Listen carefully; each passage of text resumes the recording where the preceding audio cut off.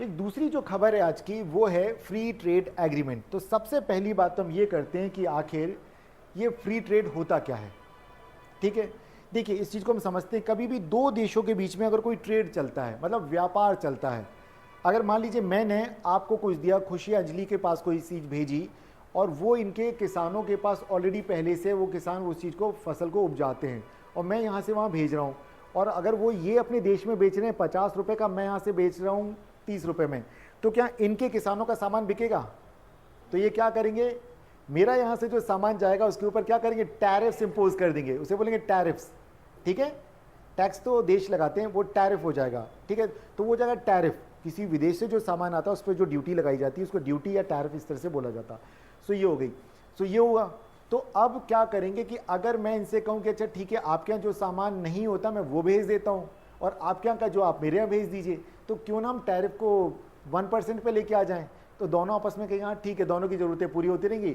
तो इसे बोला जाएगा कि अगर किसी भी दो देशों के बीच में या दो से ज़्यादा देशों के बीच में टैरिफ्स को कम कर दिया जाता है, ज़ीरो कर दिया जाता है या 1% या बहुत कम रखा जाता है, तो उन देशों के बीच में माना जाएगा कि उनके बीच में क्या हो रहा है, फ्री ट्रेड हो रहा है। ठीक है, किसी भी तरह के टैरिफ और नॉन टैरिफ बैरियर्स को इम्पोज नहीं किया जाएगा। अब आपके दिमाग में एक वर्ड और घुसा दिया, ये नॉन टैरिफ बैरियर्स क्या होते हैं, कोई बताना चाहेगा? चलिए बताता हूँ। अब मान लीजिए कि इंडिया से, अभी बताता हूँ, नहीं ये नहीं, इंडिया से हमने भेजा मैंगो भेजा, कोई भी मान लीजिए अल्फांसो भेजा हमने ब्रिटेन, और ब्रिटेन में उसको फूड सेफ्टी डिपार्टमेंट ने चेक किया और बोला भाई इस पर तो आपने राइपनिंग के लिए कोई एंजाइम इस्तेमाल किया है, आपने इसमें पेस्टिसाइड इस्तेमाल किए, कीटनाशक इस्तेमाल किए हैं, ये क्वालिटी अच्छी नहीं है, फूड सेफ्टी के लिए अच्छा नहीं है, हमारे देश के लोगों की हेल्थ के लिए अच्छा नहीं है। ये नॉन टैरिफ बैरियर हो गया कि प्रतिबंध लगा दिया लेकिन किसी तरह का उसके ऊपर रुपया डॉलर इंपोज नहीं किया, बट बोला नहीं आएगा। और देखिए भारत का कोई डॉक्टर जॉब करने के लिए ब्रिटेन जाना चाहता है, वो बोलेंगे देखिए ऐसा है कि एक साल में सिर्फ 100 डॉक्टर आएंगे, इसके अलावा नहीं आएंगे, तो ये भी क्या हो एक तरह का बैरियर कि 100 के ऊपर 101 बार जाएगा, रोक देंगे भाई नहीं जाएगा। ये भी नॉन टैरिफ बैरियर हो। टैरिफ बैरियर मतलब टैक्स लगा दिया, एक तरह का इंपोज कर दिया। नॉन टैरिफ बैरियर की अलग तरह के जो प्रतिबंध हैं या रोक है वो लगा दिए। अब अगर फ्री ट्रेड एग्रीमेंट होगा तो भाई गुड्स और सर्विस दोनों के लिए होगा कि हमारा इंजीनियर वहाँ जाएगा, हमारा डॉक्टर वहाँ जाएगा, हमारा लॉयर जाएगा, सीए जाएगा, सीएस जाएगा, सब वहाँ जाके काम करेंगे। और बदले में क्या मिलेगा इंडिया को? पूरे वर्ल्ड का सबसे ज़्यादा रेमिटेंस किसको मिलता है? चाइना और इंडिया। ये रेमिटेंस क्या होता है?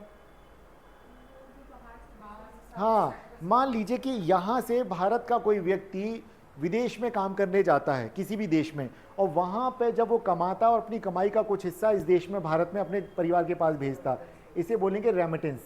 ठीक है, हिंदी में बोलते पारेषण। ठीक है, रेमिटेंस ही अच्छा लग रहा है बोलने में, ठीक है, बट लिखना पड़ेगा हिंदी वालों को पारेषण। ठीक है, सो अब आप समझ जाइएगा। तो इसे अब यहाँ पे से कोई इंजीनियर जाएगा तो भेजेगा पैसे, और यहाँ पे सैलरीज या वेजेस ज़्यादा हैं या यूके में ज़्यादा होंगी? यूके में ज़्यादा होंगी। ठीक है, अच्छा यूके में आपको किस चीज़ में पे किया जाएगा? यूरो में किया जाएगा, डॉलर में किया जाएगा, या कोई और करेंसी है? यूके में। कोई और जवाब देना चाहे? ऐसा तो नहीं कि वो तो ब्रेग्जिट कर चुके हैं, बाहर निकल चुके हैं, और उनकी करेंसी तो कोई और है, स्टर्लिंग पाउंड। पढ़िएगा जरा एक बार कि यूरो जो करेंसी है, कौन कौन से देशों ने यूरो को अपनाया है। ठीक है, नहीं तो मैं अगले 1-2 दिनों में कभी आपको यही वीडियो बना करके दे दूंगा, आप लोग देख लेना चैनल पे, अपने एकेडमी के चैनल पे। ठीक है, सो ये जानना जरूरी है। अब क्या है, जब हम इसकी बात करें तो हमने देखना करेंसी क्या है, प्राइम मिनिस्टर कौन है, प्रेसिडेंट है तो वो कौन है, किंग है तो वो कौन है, क्योंकि यहाँ तो मोनार्की भी है। कौन है यहाँ पे किंग? अभी चार्ल्स है। ठीक है, ध्यान रखिएगा, प्रिंस चार्ल्स है ना। ठीक है, तो ध्यान रखिएगा, हैरी और विलियम के पापा, डायना के हस्बैंड। ठीक है, तो चलिए, सो इस तरह से याद रखा मैंने। अब आप सोचिए तो हमने क्या क्या देखा, वहाँ का पॉलिटिकल सिस्टम किस तरह का है, वहाँ प्रेसिडेंशियल सिस्टम है, पार्लियामेंट्रियन। तो ब्रिटेन में क्या है, पार्लियामेंट्रियन सिस्टम है। ठीक है, ये पता चल गया। तो हमने ये चीज़ें भी देखना है, इसके अलावा देखना उनकी कैपिटल क्या है, करेंसी क्या है, ये चीज़ें देखना है। अब फ्री ट्रेड एग्रीमेंट अगर हो रहा है देशों के बीच में, तो बेनिफिट किसको होगा, किसके फेवर में होगा? और इसका अगर आपसे पूछा जाए कि दो देशों के बीच में अगर फ्री ट्रेड एग्रीमेंट होता है तो सबसे ज़्यादा नुकसान किस वर्ग को होता है, किस इकोनॉमी में अगर देखा जाए किस कम्युनिटी को होगा, बताओ जरा। फार्मर्स, किसानों को, बिल्कुल ठीक है, फार्मर्स, फिशरमैन, इन सब लोगों को होगा। अगर मान लो यहाँ से सालमन मछली आ जाएगी, आएगी यहाँ से, ठीक है, सालमन आ जाएगी डिब्बे में बंद, टूना आ जाएगी डिब्बे में बंद, तो भाई इंडिया वाला कोई क्यों लेगा ये? तो अब जैसे आप शॉप पे जाएंगे एप्पल खरीदने, फ्रूट शॉप पे जाएंगे तो बोलेगा ये कौन सा, ये गाला एप्पल है, ये फूजी एप्पल है, ये न्यूजीलैंड का है, ये यूएस का है, ये कनाडा का है। तो आप इंडिया के कश्मीर के एप्पल को, हिमाचल के आप किन्नूर के एप्पल को पूछोगे नहीं, अरे वो देखने में ये बढ़िया चमक है, खाएंगे तो क्रंची लगेगा, स्वाद ज़्यादा आएगा, जूसी होगा। तो कहोगे भैया ये 250-300 वाला भी दे दो, ये क्योंकि ये 240 का मिल रहा है इंडियन, और वो मिलेगा 300 का, तो आप कहोगे ये दे दो, ठीक है 60 रुपये ज़्यादा सही। मतलब यही करेंगे, ज़्यादा ज़्यादा आपका पॉकेट अलाउ नहीं करेगा। बोलो बड़े वाले नहीं, थोड़े छोटे वाले दे दो, 10-20 रुपये कम का होगा, साइज़ के हिसाब से ही तय करते फ्रूट्स वाले। तो ये होगा, तो इससे इंडिया के फार्मर्स का क्या होगा, लॉस होगा ना। तो यहाँ पे इस बात का ध्यान रखा गया है कि ऐसा ना हो। अब ऐसे कौन से गुड्स हैं जो कि हम देखेंगे कि भारत में सस्ते हो जाएंगे, तो लोग जो स्कॉच पीने वाले हैं वो तो बड़े खुश हो जाएंगे। ये क्या चीज़ होती है स्कॉच? टाइप ऑफ विस्की, ठीक है। सो अभी पढ़ेंगे तो आपको मज़ा आएगा, मतलब अच्छा ऐसा भी है, ठीक है। लेकिन वहाँ से कारें भी आती हैं जगुआर की। ये जगुआर कंपनी है, लैंड रोवर कंपनी है, किसके पास है आजकल, किसका, कौन इसका मालिक?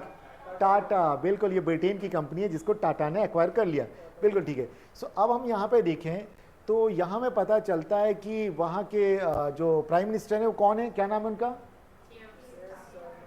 ध्यान रखेंगे अब आप, ठीक है। इसके पहले कौन थे? ऋषि सुनक का इंडिया से क्या कनेक्शन है? इन्फोसिस कंपनी के जो बोलेंगे फाउंडर या को फाउंडर नारायणन मूर्ति की बेटी अनुष्का के हस्बैंड, मतलब पहले उसकी पहचान ये थी जब तक वो प्राइम मिनिस्टर नहीं बना था, राइट। चलिए, सो कुल मिलाकर के हम यहाँ पे देखें तो अब इंडिया और यूके के बीच में हो गया फ्री ट्रेड एग्रीमेंट, और किन चीज़ों पर है, यहाँ पे बहुत बड़ी बड़ी बातें लिखी हैं कि दोनों के बीच में ट्रेड होगा, 34 अरब अमेरिकन डॉलर्स का हमारे को इतना इंक्रीज हो जाएगा, हमारा मतलब व्यापार इतना बढ़ जाएगा, ठीक है। दैन फिर बोलते हैं 2030 तक कितना हो जाएगा, हम ट्रेड को डबल कर लेंगे, 120 अरब बिलियन डॉलर्स बोले, इतना हम लोग इसको ऊपर लेके चले जाएंगे। वो सब ठीक है, होगा, दोनों देशों को फ़ायदा होगा। लेकिन यहाँ पे बहुत सारे क्रिटिक्स लिख रहे हैं जो आलोचना लिखते हैं कि इसका फ़ायदा ब्रिटेन को होगा। पढ़ा आप लोगों ने, ब्रिटेन को कैसे होगा? कि ब्रिटेन जब से ब्रेग्जिट से बाहर आया है उसकी आर्थिक स्थिति बहुत अच्छी नहीं है, उनके यहाँ नौकरियाँ नहीं हैं। अगर मान लीजिए हमारे और उनके बीच में इस तरह का एग्रीमेंट होता तो ब्रिटेन की अर्थव्यवस्था को एक तरह से सपोर्ट मिलेगा। अभी हम आके बात करते हैं। सो अब अगर हम यहाँ देखें तो 99% जो गुड्स हैं हमारी किसी भी तरह की जिनमें हम लोगों का ट्रेड होता है, उनमें हम क्या देखेंगे कि उनमें जो टैरिफ्स हैं वो नीचे पहुंच जाएंगे, उनके रेट्स डाउन हो जाएगा। तो अगर कोई चीज़ पहले अगर मान लीजिए आती थी, उसके ऊपर किसी पे लगता था 30%, किसी पे 90%, तो किसी पे 10%, 12%, 4%, तो उस वस्तु की जो कीमत है, उस गुड्स की कीमत कम हो जाएगी। तो इस तरह से फ्री ट्रेड एग्रीमेंट क्या करते हैं, टैरिफ और नॉन टैरिफ बैरियर्स को कम करके दो देशों के बीच के ट्रेड को बढ़ावा देते हैं। और इसका काम, इससे क्या फ़ायदा होगा? अगर कोई फार्मर है, या मान लीजिए कि इंडिया से बासमती राइस जाता है वहाँ पर, तो यहाँ के जो बासमती राइस के प्रोड्यूसर हैं उनको तो बेनिफिट होगा, उनको उनकी क्रॉप का ज़्यादा फायदा मिलेगा, ज़्यादा दाम मिलेगा। क्लियर है? तो ऐसे इस चीज़ को देखना है। इसी के अलावा अगर हम देखेंगे कि कोई लेदर का जैकेट बनाता है, कोई फुटवेयर बनाता है, कोई चप्पल्स बनाता है, तो वो अगर यहाँ से ब्रिटेन जाएगा तो उस पर फ़ायदा मिलेगा उनको। क्लियर है? तो बहुत सारी चीज़, या कोई फर्नीचर जाता है तो उनको फ़ायदा मिलेगा कि यहाँ से ब्रिटेन हम कुछ भेजें, हैंडलूम्स, हैंडीक्राफ्ट्स, कोई भी फर्नीचर, तो वो सारी चीज़ें। सो यहाँ अगर देखें तो देखो ब्रिटेन के जो प्रधानमंत्री क्या कह रहे हैं, ये एक ऐसा समझौता जिससे दोनों देशों को फ़ायदा होगा और वेतन में वृद्धि, मतलब सैलरी इंक्रीज होगी, लोगों की जीवन स्तर, लाइफस्टाइल जो वो हम देखेंगे वो अपलिफ्ट होगा, ऊपर उठेगा, कामकाजी लोगों की जेब में ज़्यादा पैसा आएगा। तो उससे क्या होगा? नौकरियां भी, देखिए इन्वेस्टमेंट आदमी तभी करेगा जब लोगों की जेब में पैसा आएगा, आदमी जाके खर्च करेगा।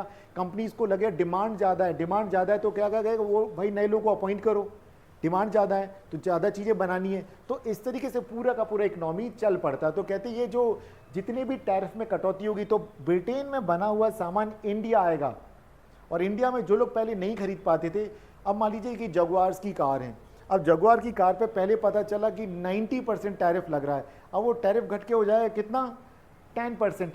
तो अगर कोई 1 करोड़ की कार है और उस पर 90% अगर टैरिफ लग गया तो कितना हो गया, 1 करोड़ 90 लाख, और उस पर 10% का लगेगा तो 1 करोड़ 10 लाख।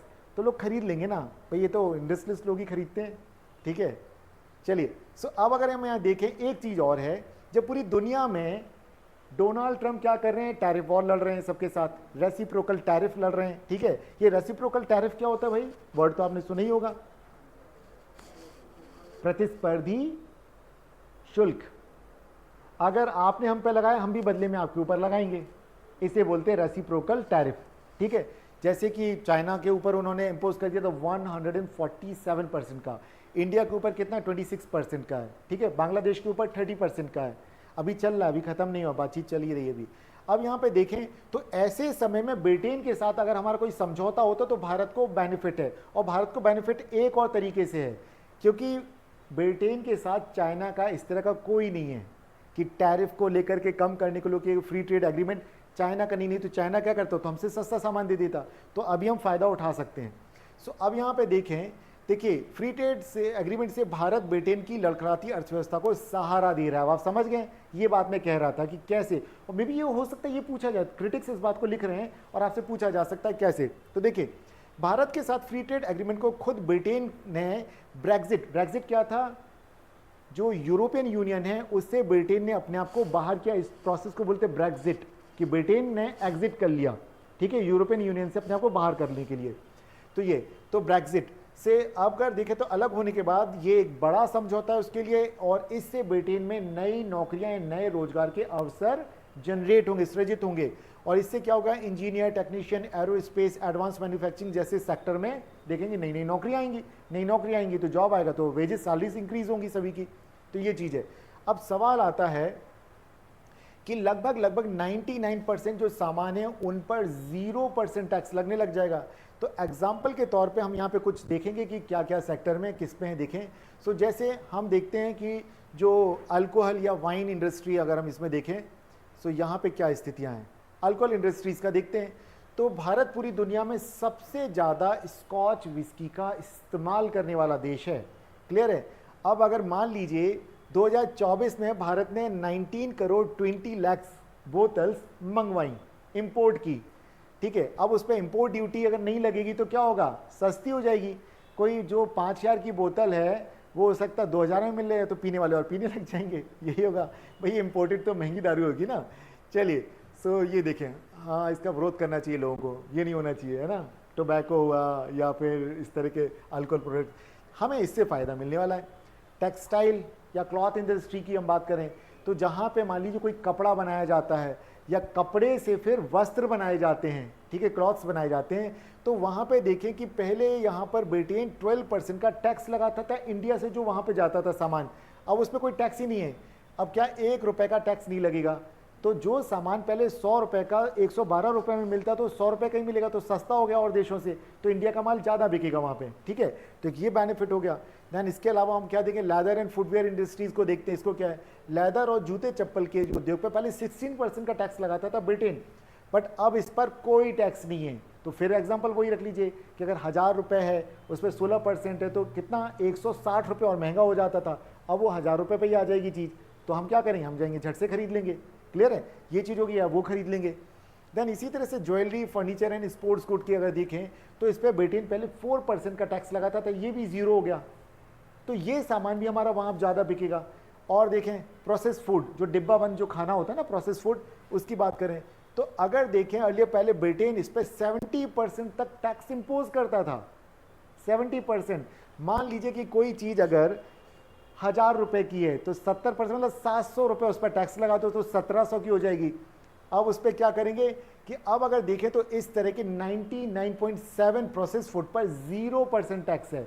कुछ ही ऐसे हैं, कितना 0.3% जो होंगे उनके ऊपर सिर्फ लग रहा है टैक्स, रेस्ट ऑफ को सबको फ्री कर दिया। तो भारत से क्या होगा, जो पैकेज फूड है, स्नैक्स है, रेडी टू ईट आइटम है, ये ब्रिटेन में जाएंगे, ब्रिटेन में इनकी डिमांड बढ़ेगी और तो ज़्यादा बिकेंगे वहाँ पर। तो इससे भारत में जो भी प्रोसेसिंग इंडस्ट्री है, फूड प्रोसेसिंग इंडस्ट्री है, उसको बेनिफिट मिलेगा। और देखते क्या है, अगर हम देखें मीट, फिश, डेयरी एंड जो भी अदर जो सेक्टर हैं, इस पर 20% तक टैक्स होता था, वो ज़ीरो हो गया। अगर यहाँ टी, कॉफ़ी, स्पाइसेस, फ्रूट्स, अगर ग्रेन्स, ऑयल, इन सब पे देखें तो 10 से लेकर 20% तक का लगता था टैरिफ, वो भी ज़ीरो। तो कुल मिलाकर के हम ये कह सकते हैं कि भारत को बहुत सारे बेनिफिट यहाँ पर मिल रहे हैं। तो क्या ब्रिटेन को? यस, ब्रिटेन को भी मिल रहे हैं, क्योंकि ब्रिटेन का सामान भी तो इंडिया आएगा, जो इंडिया उसके ऊपर टैक्स इंपोज करता है वो भी तो कम कर देगा टैरिफ। और देखते हैं तो भारत ब्रिटेन में जो प्लास्टिक, केमिकल और इलेक्ट्रिकल प्रोडक्ट्स जो ये मंगवाएगा, सो वहाँ देखेंगे भारत की कंपनी को कोई किसी भी तरह का टैक्स वहाँ नहीं देना पड़े। तो कुल मिलाकर के हम देख रहे हैं हर जगह इंडिया को बेनिफिट इससे मिल रहा है, तो हम देखेंगे ट्रेड बढ़ेगा। दूसरी बात, हमें एक बड़ा फायदा क्या मिलता है कि यहाँ पर चाइना के साथ इस तरह की कोई भी उनकी डील नहीं हुई है। जब चाइना के साथ डील नहीं हुई, क्योंकि चाइना ही ऐसा है जो हर जगह इंडिया को टक्कर देता है, क्लियर है। अगर चाइना अपना सस्ता सामान लेकर के आ जाएगा तो इंडिया का सामान कोई क्यों खरीदेगा। तो यहाँ पे खुश होने की बात यह है कि चीन या कोई भी ऐसा दूसरा देश भारत के मुकाबले वहाँ पे सस्ता सामान बेचने में अभी सक्षम नहीं है, अभी उतना कैपेबल नहीं, मतलब ये सीधे क्योंकि डील नहीं हुई है। अगर डील उनकी हो जाएगी तो राइट वो करने लग जाएंगे। सो कुल मिलाकर के अगर देखें, फॉर एग्जांपल यहाँ दिया है कि इससे क्या होगा, मेक इन इंडिया को बढ़ावा मिलेगा कि इंडिया में आकर के बनाओ या इंडिया में बनाओ। और भारत में जो टेक्सटाइल और क्लॉथ इंडस्ट्रीज में कितने 4.5 करोड़ लोग हैं, इन सबके रोजगार में क्या होगा, फायदा मिलेगा, इनकी सैलरीज इंक्रीज हो जाएंगी, तो वो बेनिफिट यहाँ मिलेगा। तो वो क्या होगा, कुल मिलाकर के परिवार की जेब में जब पैसा आएगा वो जाके मार्केट में खर्च करेंगे, तो मार्केट में डिमांड क्रिएट होगी।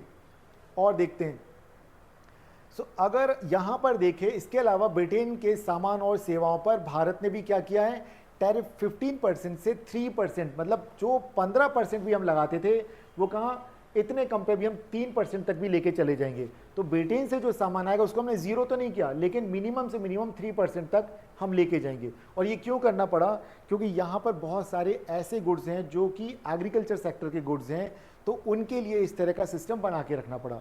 और देख लेते हैं यहाँ पर, अब जैसे range rover, mini Cooper, Bentley, ये जो कारों की कंपनियां हैं, इनके ऊपर पहले 100% तक का इंपोर्ट ड्यूटी लगती थी, अब वो कितना आ गया, 10%। तो आप सोचो ये कारें कोई भी मतलब 60-70 लाख से कम की नहीं है, अब 100% मतलब कि 80 लाख की कार है तो 1 करोड़ 60 लैक्स, ठीक है, इतने की पड़ती थी, तो अब वो कितना हो गया, 80 की है तो 90 लैक्स की पड़ेगी, तो उनकी कारें भी बिकेंगी। तो ये हो जाएगा लेकिन इनको लेने वाले भी तो कम ही लोग होते हैं। अपने भोपाल में देंगे 10-12 गाड़ियाँ होंगी इस तरह की, इतनी महंगी, ठीक है ना। हाँ बढ़ेगी, इसमें कोई शक नहीं कि और गाड़ियाँ बढ़ेंगी, बिल्कुल बढ़ेगी। सो अब यहाँ पे कमाल की बात ये कि पूरी दुनिया में अगर हम बात करते तो चौथे नंबर पे आता है इंडिया और 6वें नंबर पे आता है ब्रिटेन, आर्थिक मामलों में, अर्थव्यवस्था के अगर हम देखें कितना एक्सपेंशन है उसके मामले में। तो ऐसे में अगर ये दोनों देशों के बीच में फ्री ट्रेड एग्रीमेंट अगर हो जाता है तो आप समझ सकते हैं कि स्थितियाँ किस तरह की बनेगी, कि इनके बीच में जो ट्रेड बढ़ेगा उसके कारण दोनों ही देशों की जो इकोनॉमी है वो फ्लोरिश करेगी, काफ़ी बढ़ेगी, फलेगी फूलेगी। और लास्ट में जो इफेक्ट होगा, जो ट्रिकल डाउन इफेक्ट अगर हम मान के चलें, तो लास्ट जो सबसे नीचे के लेवल का व्यक्ति उस तक भी ये लाभ पहुंचेगा। यह सब मान के चलते कि फार्मर्स हुआ, फिशरमैन हुआ, या हैंडीक्राफ्ट्स का कोई काम करने वाला, छोटा मोटा फर्नीचर, तो उन तक को ये बेनिफिट कहीं ना कहीं चीज़ों में मिलेगा और नई नौकरियाँ भी सृजित होंगी। तो क्या होगा, स्किल इंडिया प्रोग्राम इस तरह के जो चल रहे हैं, तो वहाँ से जो बच्चे निकलते हैं उनको नए नए जगह पे रोज़गार मिल जाएगा। समझ रहे हैं बात को। तो इस तरीके से हमें जो भी किसी भी तरह के अगर हमारे पास जो भी हम पढ़ते हैं, हमारे कोई नोट्स होते हैं, तो उसको यूटिलाइज कैसे करना है, ये आप समझने वाली बात है। क्लियर है। तो कोई और डाउट हो तो प्लीज़ पूछ लीजिए इन दोनों टॉपिक से, कोई भी डाउट हो प्लीज़ पूछिए। इंडिया के लोग सिर्फ चाइना से मतलब इंपोर्ट करके